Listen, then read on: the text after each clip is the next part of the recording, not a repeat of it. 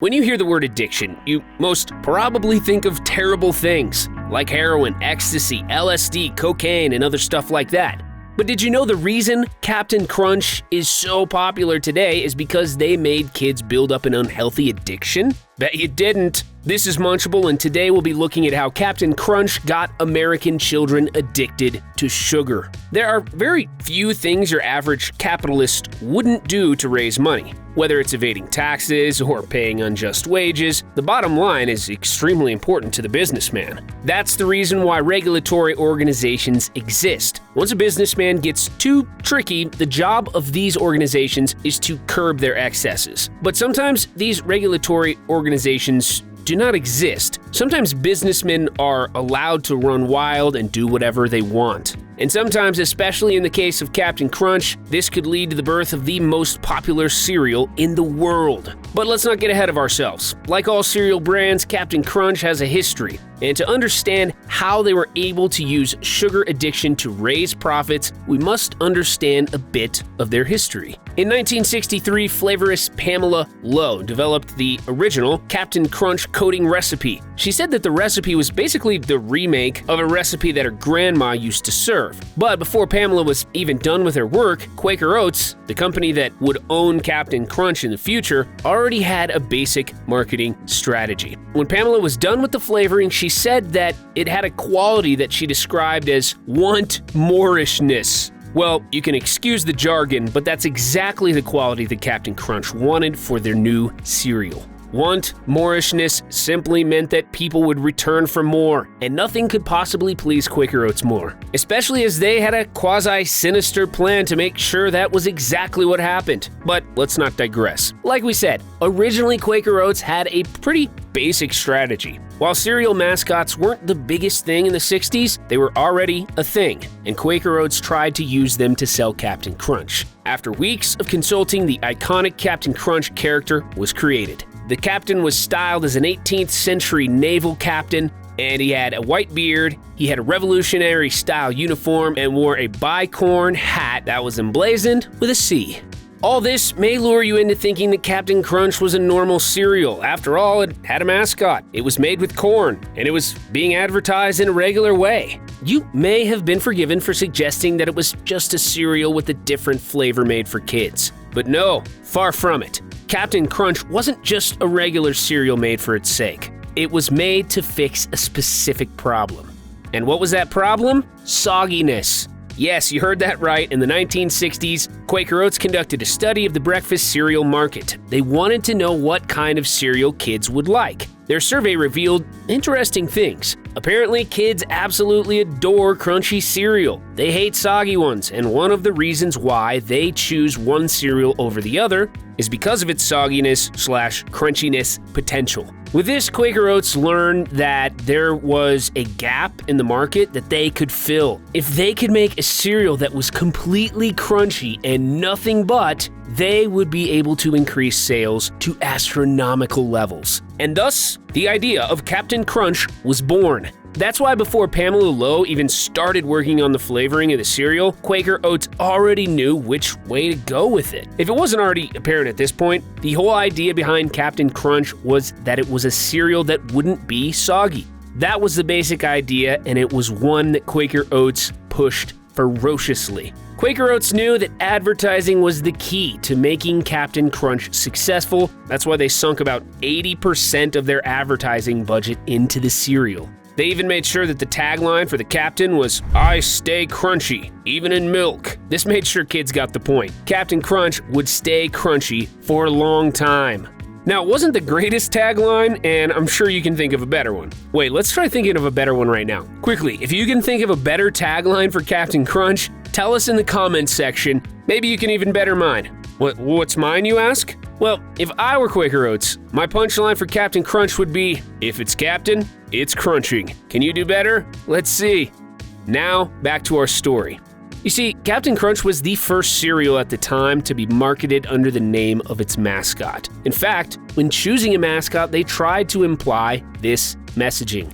Captain Crunch wasn't just any mascot, he was a pirate mascot that captained a ship called the Guppy and was born on Crunch Island, a magical island in the Sea of Milk. with talking trees, crazy creatures, and a whole mountain, Mount Crunchmore, made out of Captain Crunch cereal. His arch nemesis was Jean Lafitte, a pirate who was interested in knowing what made Captain Crunch so crunchy. Do you see where I'm going with this? But the creation of Captain Crunch wasn't just the creation of a mascot. It was the creation of a culture, you see? And every single thing about Captain Crunch was done to draw children in. He was created with an entire world and backstory behind him. Quaker Oats knew that, as a mascot, Captain Crunch had to connect with children, and they sunk money into this project. Since the mascot was a cartoon himself, they figured that the best way to familiarize kids with him would be to turn him into an actual live-action cartoon. This was a strategy that almost no competitor was employing, and Quaker Oats was certain that it would work. To do the job of bringing Captain Crunch to life, Quaker Oats hired Jay Ward, a co-creator of Rocky and Bullwinkle, an extremely popular cartoon.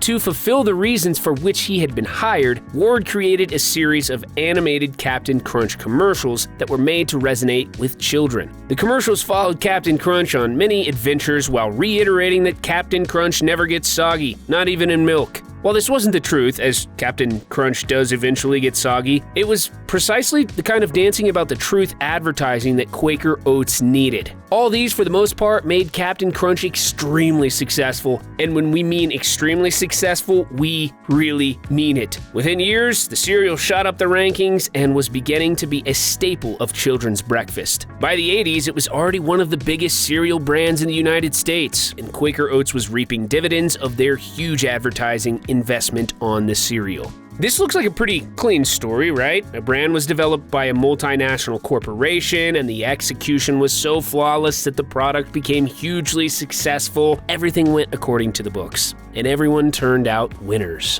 But that's not the truth. That's not the truth at all.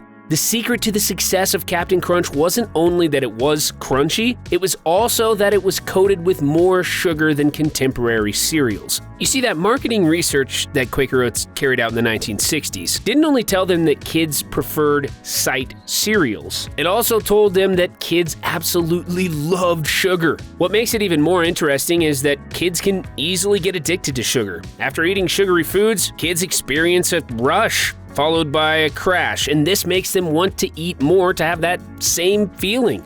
Importantly, the bodies of kids have a natural preference for sugar because their brains prefer glucose straight up without having to break it down. Sugary food like Captain Crunch provides that quite easily. Now, you may think, well, sugar is just sugar, it isn't very destructive, but research says otherwise. In terms of old refined sugar that fills Captain Crunch and most other refined foods, we can safely say that it has no nutritional value and is extremely addictive. But despite knowing this, Quaker Oats figured that they would use a two-prong approach to make Captain Crunch sell in the market. The first would be to make it crunchy, and the second would be to make it very sugary. That way kids would get addicted to the sugar and love the cereal, not for being crunchy. It's a tactic that worked extremely well. In fact, it worked so well that other cereal companies started to make their cereals extra crunchy and extra sugary. To tell you exactly how extensive Quaker Oats' sugar gospel is, you should know that one serving of Captain Crunch contains 110 calories and 12 grams of sugar, which means that nearly half of the calories in Captain Crunch come from added sugar. And as expected, there was no one to stop big corporations like Quaker Oats and others from getting kids hooked on sugar. But this story won't end on a bad note. In 2011, child obesity experts began to look at the trend of companies getting profits by hooking kids on sugar.